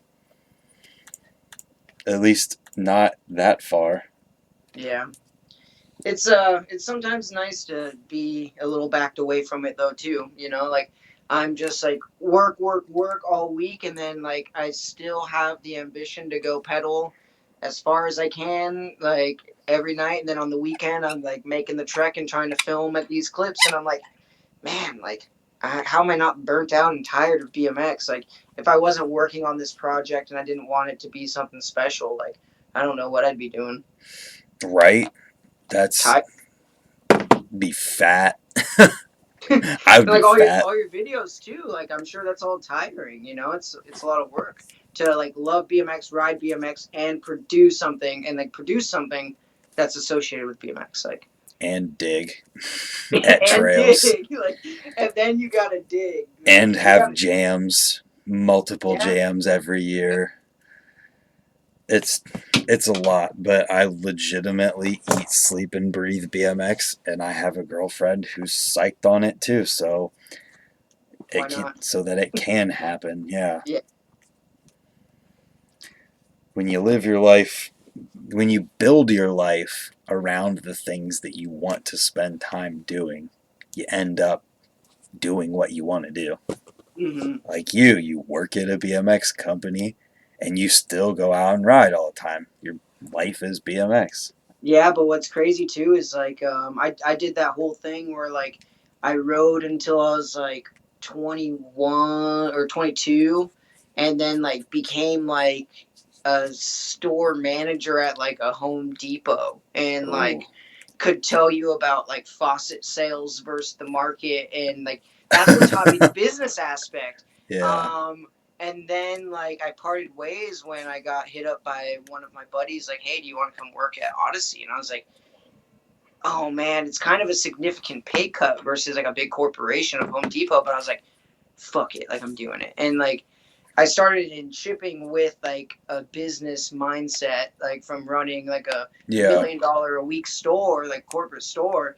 So that's led to my growth within the company as well, and it all kind of worked out. But I went away from it, and then like now I'm just like more than ever, like 5 years in at full factory, riding every single day, time hop like clips that I did like every single year. Like I'm like, man, I'm still riding. Like I love this. Yeah. And one thing, I don't know how many people know it, and I can't believe I slipped on talking about this until now, but you have helped like countless people in BMX. Like I, legitimately countless people within BMX, just with parts, with discounts, with whatever. I don't know how much we can even say on this, but you have helped a lot of people, including me. and it's because I love it as much as the people that I'm helping, you know. Yeah. uh we'll have a nerd out conversation about parts, or like someone will have a friend that's getting their kids into riding. Like I would love to help them get on bikes, you know. And like that's kind of a lot of stuff that stretches me even more thin than like the production schedules and staying on top of all that stuff. So it's hard finding a balance, but luckily everyone that I'm helping out, it's always pretty understanding when I'm like, hey, can I get to this tomorrow instead, or something like that. Yeah. I'm sorry. No, it's okay. You ask for stuff maybe twice a year, you know? Like And it's not even for me anymore. you're like, yeah, I'm trying to help out a friend, trying to do this. And like that's where a lot of it comes in too. And it's like if you're a friend of Brant's, you must be a cool dude, you know? Like he doesn't like to be around dickheads, like he won't be Yeah. around you. Like Yeah, and and that, yeah. I don't offer to help out the dickheads either. Yeah, so that's where a lot of my friends are like, hey, like, and then we've also got different price tiers and all that stuff. Either way, it all helps. It all helps everyone, and Right. everyone's always stoked. And I, my favorite thing is getting kids on like 16-inch bikes and stuff like that. That's super Yeah. awesome. Well, and Sunday makes one of the few good 16-inch Mm-hmm. BMX bikes. My buddy's kid rides a 16-inch Sunday, and he's gonna buy him an 18-inch at some point. Yep. That's why I wish we did like the smaller bikes like Colt, but it's we we haven't really gotten to that point because we don't know the full demand yet on Yeah. something like that. But we're expanding our 2021 line. Like we're gonna have a Oh, gyro bike. stop it! Are you getting too deep? No, like it's all gonna be news like in a couple weeks from now. Like we're getting them ahead of time because like I said, we're proactive about it. But like we're gonna have like a gyro bike, you know, and like we're Oh, gonna have cool. like a low standover higher end gyro bike. Like and we're gonna offer more colors in the price point bikes. Like to where like we've got like 32 different models, which is massive for Like like a between bike all line. of them, Yeah. Mm-hmm. like It's a lot. including Fairdale and stuff, or is that No, just Sunday? that's just Sunday. Yeah. Holy cow! Yeah. When So I do the and news video. What? it's growing and it's awesome. And every year we're trying to do something different and cater towards another customer, and it's being received well and people are stoked and it's been working out, you know. That's awesome. Yeah. That's really awesome. When I introduce the gyro bike on the BMX news video, I'm going to call it my signature Sunday bike. But we're gonna have like a gyro primer and so like price point one, and then a gyro forecaster. Nice. That's good. I mean, it only makes sense to have the option because all of the other forecasters come with brakes, don't they? Yeah. Except, is there? I feel like there's one that doesn't. No, they all come Okay. with brakes because like legally, I believe you need brakes to sell them. And But when we shoot photos and stuff, we shoot them. We try to capture them like organically because most people are taking the brakes off. They want to know what it yeah, looks like without the brakes. Like, yeah. um, yeah. But if I'm certain, then it's dual cables on the Park Forecaster with the London mod. Wait, one more time. Dual cables, dual No straight cable. way. Yeah. What? That really is my signature bike. Yeah, so it's cool. And it'll be interesting to. No one's really making frames like that other than like Snafu, Total, and there's a couple other ones too. Tall Order. No, Tall Order doesn't make a short standover, do they? Like the. Like I a don't know. 765 or something like I that. don't know. Yeah, so I'm really we're not kind sure. of we're gonna see how many of those people want a Sunday.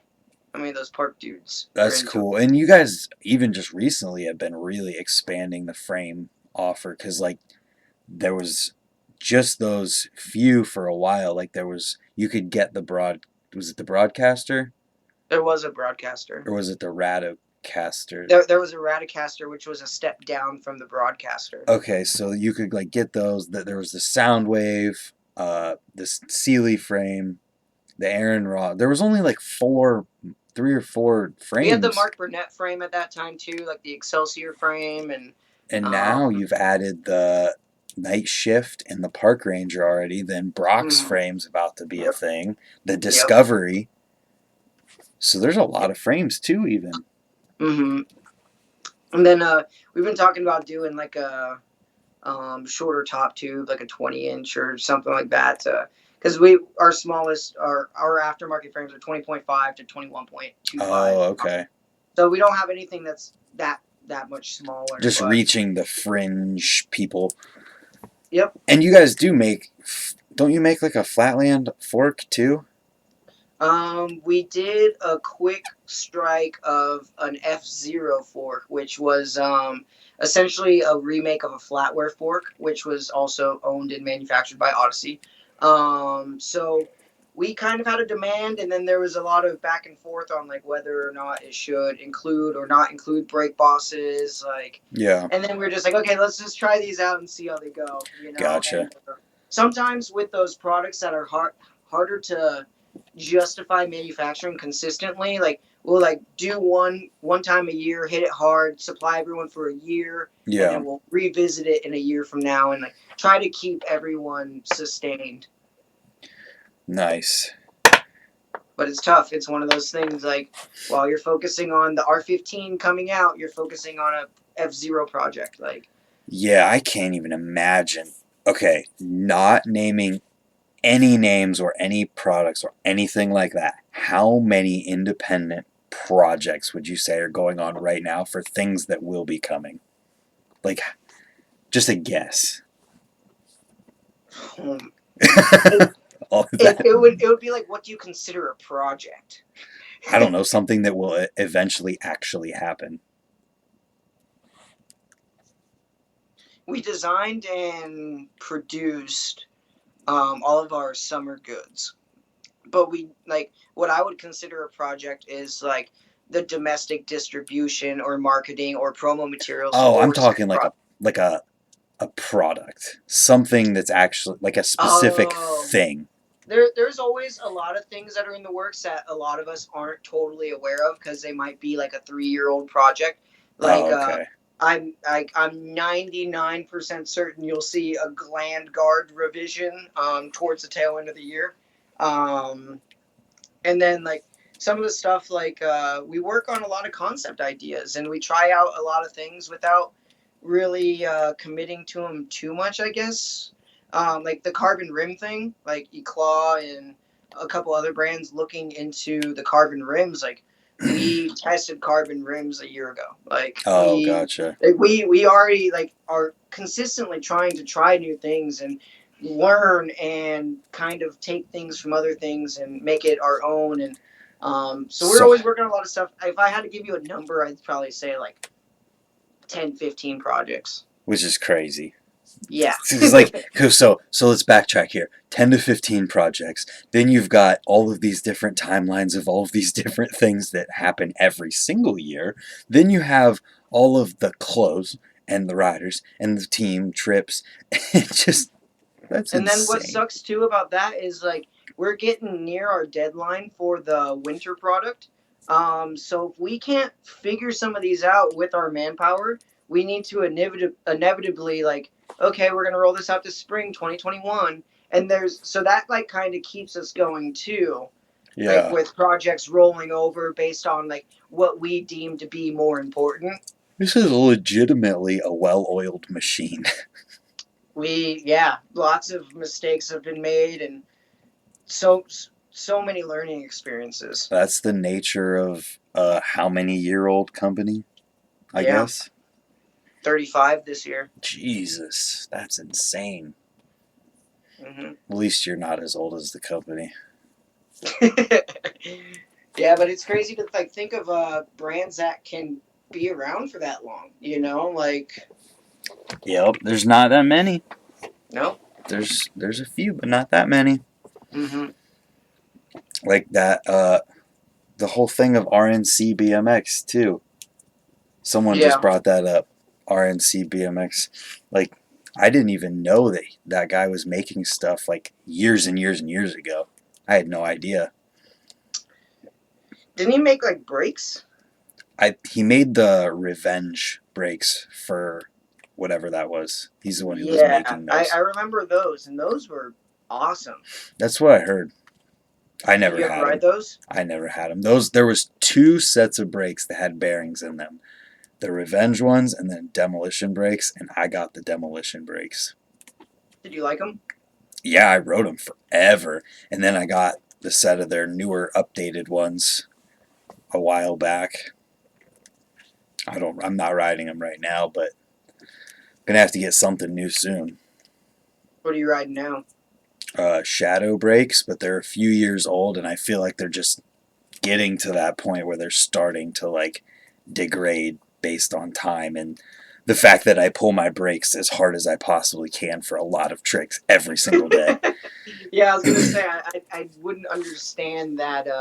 Like I've ridden brakes for like a year and a half, 2 years at a time, but like I've never done so many brake tricks in comparison to you. Just about every trick I do is a brake trick, Yeah. unless I'm at the trails.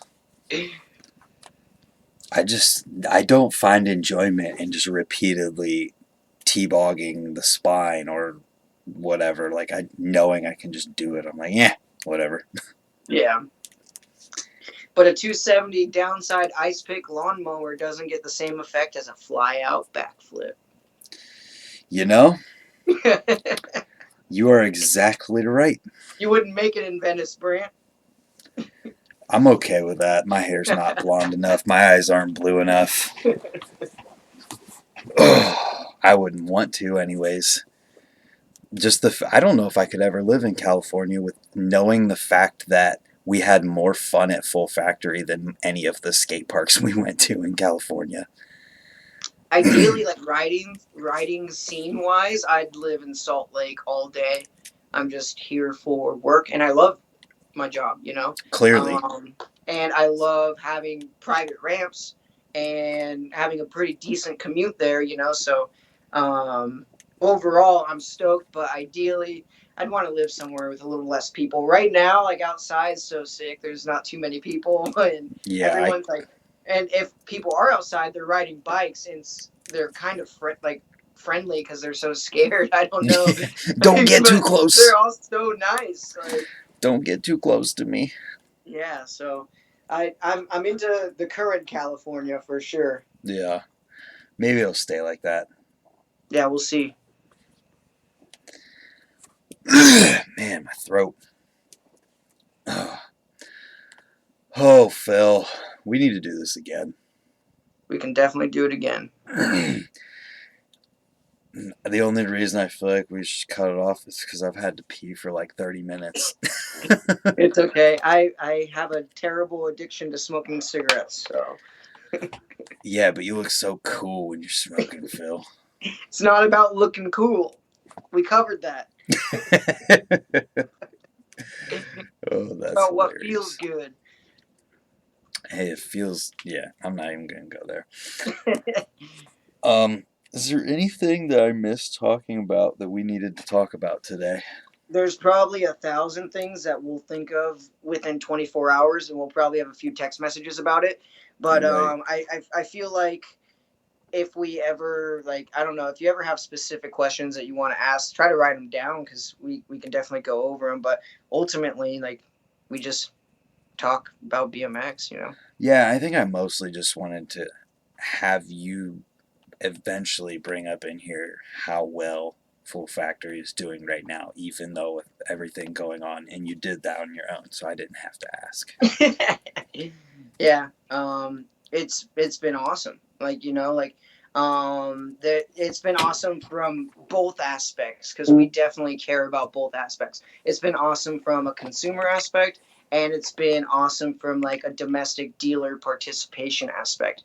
Lots of bike shops have been reaching out to us. Lots of bike shops are interested in these bikes ahead of time. And we're starting to pre-book 2021 Fairdales with Sunday to follow. So we're going to be full-fledged back into bikes. Like Purple Rain's been kicking off, like, and there's just been a lot of people ordering lots of stuff from us. So we're good on that front, but we need to see how things play out in summer and stuff because like where we might be thriving in the US, another country that might be a partner of ours will have a completely different situation going on. So that's where it kind of throws wrenches in the cogs of the machine, Mm-hmm. where like Brazil might not be doing as good as China, where like Korea is doing fine, like, and all those things like play a factor in our overall success. But U.S. is holding its own, so that's awesome. Like, That is cool. and then every other country, like, we're working with them in conjunction to try to be lenient and understanding, and kind of just let everyone know that like, hey, we're here for you. And we'll do our best to keep this relationship solid going forward. So ultimately, like some things aren't perfect, but like we're figuring it out. Everything's good. I think everybody's figuring it out right now. Mm-hmm. I'm glad you're not going crazy and you're having No, fun riding. it's that's it though. Is like a lot of people that I know that are going crazy aren't going out riding, and it's not like you should go out riding or whatever, but you need to do something or you will go crazy. Yep. Build a grind box in your driveway. Do something. Yes. Ride in your basement if you have one. Ride in your living room. Who cares? Do something. You saw that cellar door that was made today? That was funny. That was really funny. I'm like, oh my gosh, for real? Like, really? He probably had a blast. Oh, he did. You know it. That's what it's all about. That's so cool. But inside, Like he mounted that floating shelf so we could ice pick it. That's pretty badass. that's pretty badass. Like I'm gonna mount this to the wall so I can ice pick it real quick. It's funny to me that a lot of people have done a lot of things throughout all of this going on, but all someone has to do is win it is Butcher building a cellar door and a little ledge to ice pick in his house. He built the window though too. Like He put did like it a all. sunny day. Like He did it all, dude. I love That's that stuff. It's awesome. it's freestyle. Yeah. And if there's ever a place to leave these things, it's with freestyle. So I'm going to end the stream. Thanks for hanging out, everyone. And we're going to do this with Phil again. Check him out on Instagram too, because the dude does in, down, undown, look back, turn down, opposite, turn down. I'm tired. Good Well, night, everyone. thanks for chatting with me, Brant, and let me know when you want to do it again, and I'll talk to you later.